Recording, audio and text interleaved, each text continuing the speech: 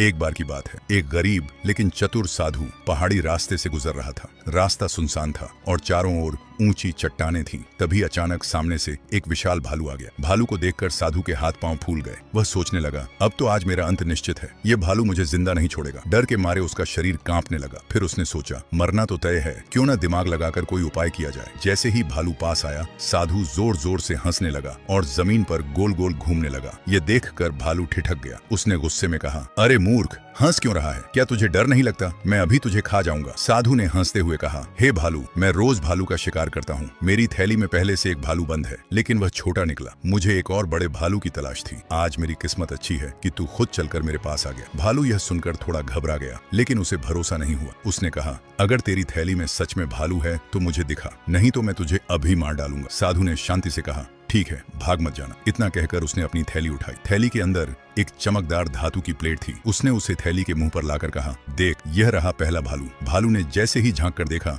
उसे अपनी ही परछाई दिखाई दी। उसने दहाड़ मारी तो परछाई भी दहाड़ती दिखी। अब भालू पूरी तरह डर गया। उसने सोचा, अगर थैली में एक भालू पहले से बंद है तो यह आदमी कितना खतरनाक होगा। वह डर के मारे वहां से भाग गया। भागते भागते वह अपने साथियों के पास पहुंचा और सारी कहानी सुना दी। सब मिलकर अपने मुखिया भालू के पास गए। मुखिया को बहुत गुस्सा आया। वह बोला, तुम सब डरपोक हो, कोई इंसान भालू नहीं खा सकता। चलो, मैं खुद चलता हूँ। मुखिया कई भालुओं के साथ उस जगह पहुंचा। उसी समय साधु के पास एक यात्री आ गया था। साधु उसे सारी बात सुना रहा था। तभी भालुओं का झुंड दिखा। यात्री डर के मारे पास की चट्टान पर चढ़ गया। साधु नीचे ही छिप गया। पहले वाला भालू मुखिया से बोला, देखो सरदार, पहले एक ही आदमी था, अब दो हो गए हैं। एक ऊपर है, एक नीचे छिपा है। मुखिया बोला, डरो मत, तुम सब चारों ओर घेर लो। अचानक यात्री के पैर से पत्थर खिसक गया और वह जोर की आवाज के साथ नीचे गिर पड़ा। उसी पल साधु चिल्लाया, जल्दी पकड़ो, ये तो भाग रहा है। तेज आवाज और साधु की चीख सुनकर मुखिया घबरा गया। उसने सोचा, ये आदमी सच में बहुत खतरनाक है। वह उलटे पांव भाग खड़ा हुआ। बाकी भालू भी उसे देखकर भाग गए। सीख, बल से नहीं,